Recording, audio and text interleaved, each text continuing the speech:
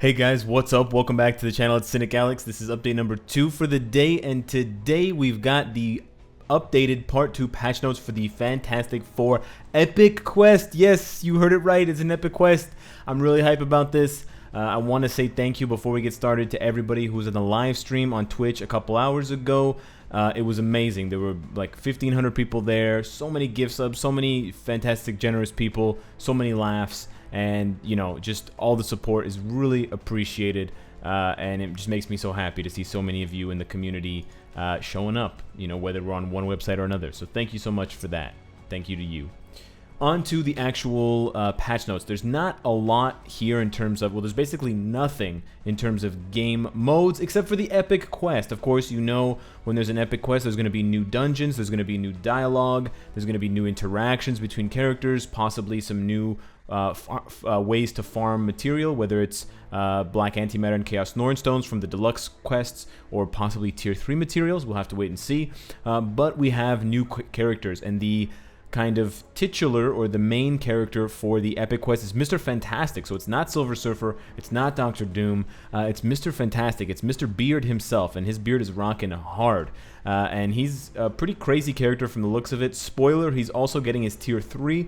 So we've got confirmed a new tier 3 combat type, super badass, to compete with the likes of Captain America and Black Panther. And I honestly cannot wait to try out this update. I'm really excited for it. So just keep your eyes on Twitch, because I'm going to be there in just a few short hours, and the update's going to be live in just a few short hours as well. So taking a look at the character, Mr. Fantastic doesn't have a lot of applicability to characters outside of the Fantastic Four, but for the Fantastic Four, he's insane. 65% all attack increase.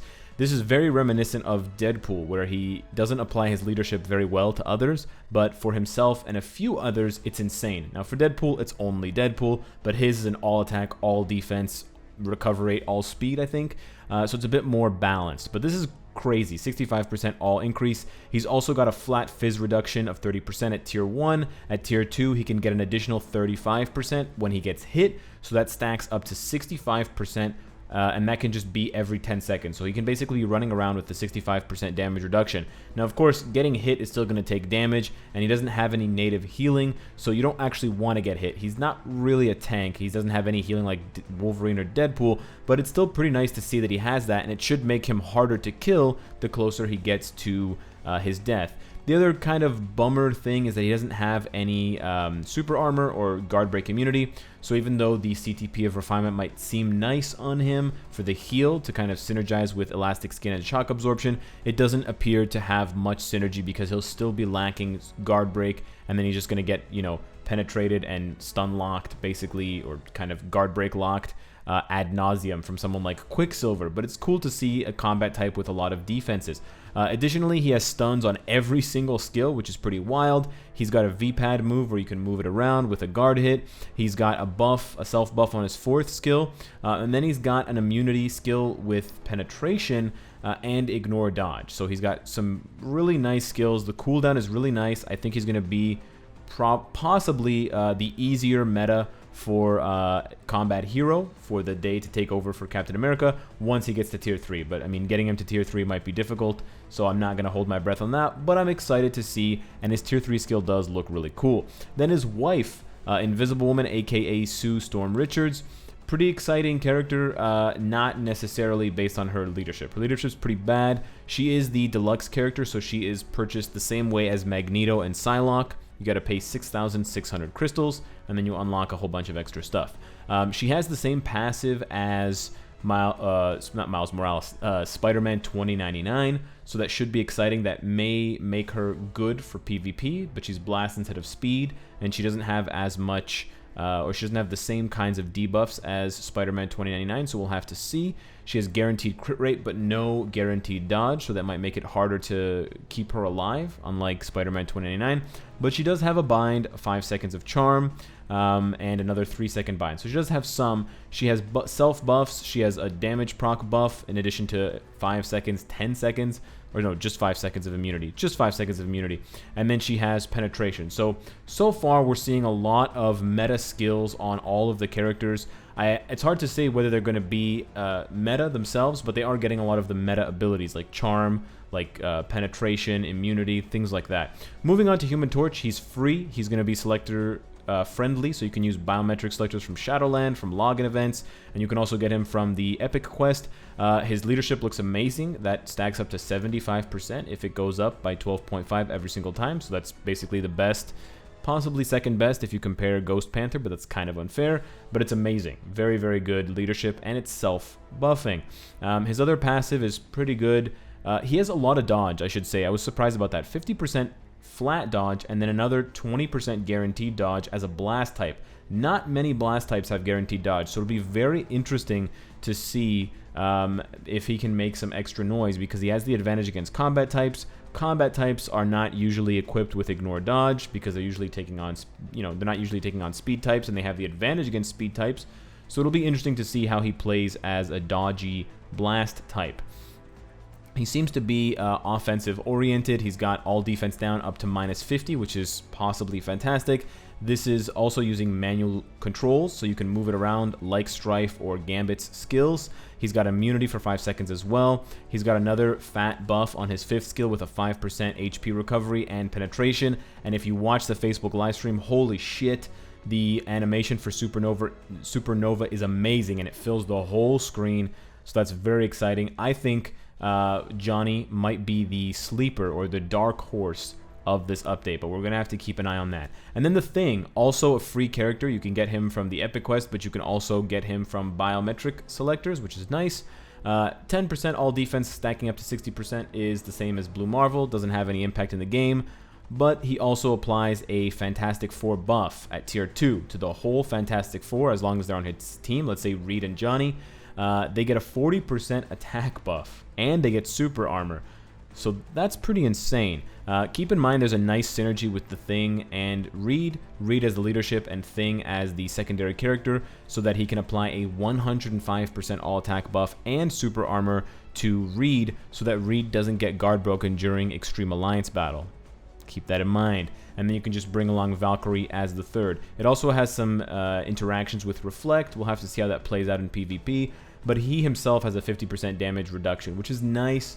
Again, it's not as much as Blue Marvel, but he does have more base HP as a combat type, so it might make him a bit tankier than Blue Marvel. We're going to have to see how many iframes he has. He does have a -30 all attack, which is a nice buff if it's able to be kind of, if it can bypass debuff, that's even better.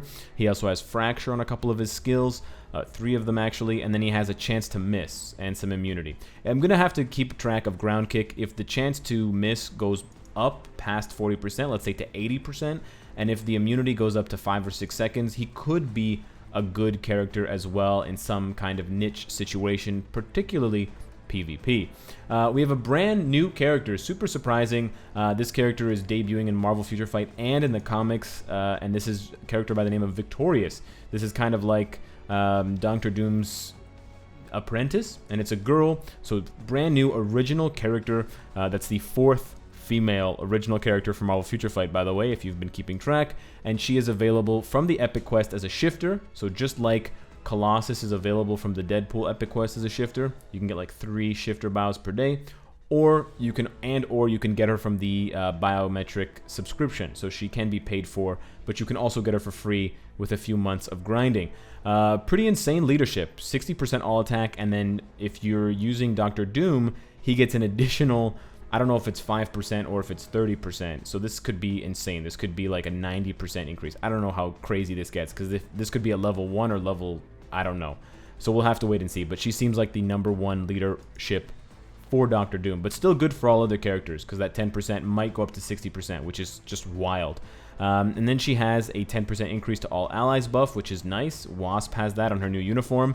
And then she has another passive, so she has another tier 1 passive where when she loses HP, she gets an additional chance to penetrate and guaranteed crit. And then she has a tier 2 passive. So a lot of you have noticed she has 3 passives. Well, 3 passives means you only have 4 active skills, just like Destroyer. So it's going to be interesting to see if she can do enough damage. She also has a pretty bizarre Herald of Doom, 30% chance to increase crit damage by 100%.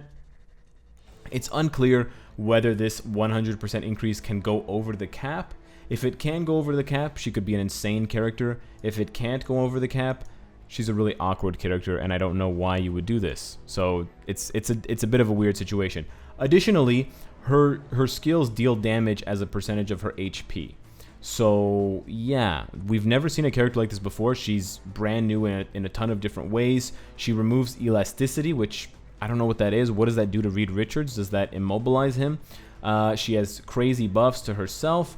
And then right here at the bottom, in addition to all these other buffs that she has, increase max HP by 50% for 10 seconds. And that's a level 1 skill, so that might go up past 100%. If she can double or triple her max HP, that's going to be absolutely insane, especially for PvP. And I was pointing this out on the live stream. In PvP, in Timeline Battle, they multiply your HP. I believe they multiply it by 2 times or 3 times. So if you have a character with, 50,000 HP, they go into Timeline Battle, they have 150,000 HP. That's why I think my Captain America has about 60,000 HP, and when I go into Timeline, he has like 200,000 or just under 200,000 HP. That's kind of what's going on. In Alliance Tournament, which is another form of PvP, they multiply your HP by 8 times. So having your HP multiplied by 8 and then having a 50% stack on top of that is completely insane. I've never seen anything like that. So basically what I'm trying to say is, I don't know, but Victorious is either going to be a so-so character, or she's going to be the number 1 or number 2 character in the game, especially for PvP. She may be number 1 now in the game because of that insane 50% bonus. Now, the other thing to think about is that because she only has 4 skills, she's more likely to do the skills that you want her to do in autoplay. So that's another thing to consider. She's not as weak for Alliance Tournament and Alliance Conquest because there's a 25% chance rather than a 20% chance that she will start with the skill you want her to do. And even if she doesn't start with the skill that you want her to do, once she does one skill, let's say she does Cosmic Javelin first, now there's a 33% chance. So it goes up a lot faster. After 2 skills, there's a 50% chance that she'll do the skill you want her to do if she hasn't already done it. And so because of that, that also makes her more relevant and potentially much more dangerous and much more consistently good for PvP. Yikes. And then we have Dr. Doom. We didn't get Silver Surfer, but we did get the big tin can. Dr. Doom, the ruler of Latveria. So he is the native tier 2 that you acquire at the end of the Epic Quest, like Jean Grey, like Strife. He's got the debuff leadership, which is super meta. He revives, which is also super meta. He has flat penetration, so he can always penetrate passively on all of his attacks. And he has super armor, which means he won't get guard broken for Extreme Alliance battle. He's probably going to take over for Anti-Man. He has stun, burn, buffs, ignore defense. He has way more buffs. Look at this, chance to remove, 100% chance to remove the area where people have put things, minus all attack. More all defense buffs, invincibility. He has an accumulation that's the same as Sharon Rogers, so that's 225%. He's just bananas. He's got tons of different effects. He's got a 25% heal. Yeah, there's so many things to talk about with these characters because they're bringing in so many new kind of effects. We've got damage as a part of your HP. We've got elasticity. We've got, buffs to specific team members and crazy kind of passives. And now this. So I don't know. It seems as though both Victorious and Dr. Doom are going to be absolutely insane, especially as a combo. So yeah, look out for both of them and prioritize them if my predictions end up being right. We got 3 new uniforms for Moon Girl, She-Hulk, and Crystal. I don't think any of these uniforms are going to be fantastic, but I haven't seen Moon Girls. I've only seen She-Hulks and Crystals. I think they're going to both be good for their characters, but I think it's going to be kind of like Punisher when he got his War Machine uniform. It definitely makes the character usable, but it doesn't make the character game-breaking. I don't think any of these uniforms are going to be like Winter Soldier or like War Machine's Infinity War uniform. I don't think they're going to be that powerful. That's just my impression from the 2 that I saw, and then why would they make Moon Girl super powerful? It kind of just doesn't really make any sense, but that's just my kind of prediction.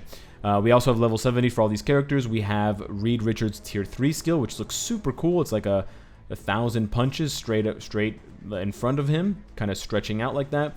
And then it's got a whole whack of effects. He's got a damage accumulation buff. He's got additional buffs to himself, 45% all attack. His tier 3 skill seems similar in the number of buffs as Captain America's, except the accumulation is not as high, but he has an 80% chance to penetrate for 7 seconds. So it'll be interesting with 7 seconds of invincibility. He may end up being a much easier 2 million than Captain America. The only challenge is he can't change to female, so you're still going to need to use Captain America for Combat Female Day. We have the epic quest shown off here where you unlock and rank up Mr. Fantastic. You can farm these two characters for free, like Phantom X and Domino. You can purchase Sue Storm for crystals, as we've already talked about. And then you can unlock a 1-star Doctor Doom by tier 2ing all of these characters. Keep in mind, Crystal is a super easy tier 2. Human Torch and Thing are all super easy tier 2s.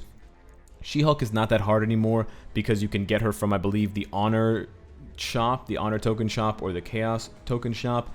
And you can also get her from the free daily 8 bios when you land on combat. So you really only have to tier 2 Mr. Fantastic, Victorious, and Invisible Woman. This isn't any harder. I frankly think that this is easier and cheaper than the Deadpool Epic Quest, because the Deadpool Epic Quest had a native tier 2 at the bottom. In addition to Deadpool, you had to get Cable to tier 2 to level 60, 6 stars, which cost a lot more in terms of gold, black antimatter, or feathers. And of course biometrics. You have to spend thousands of biometrics leveling up Cable to 60.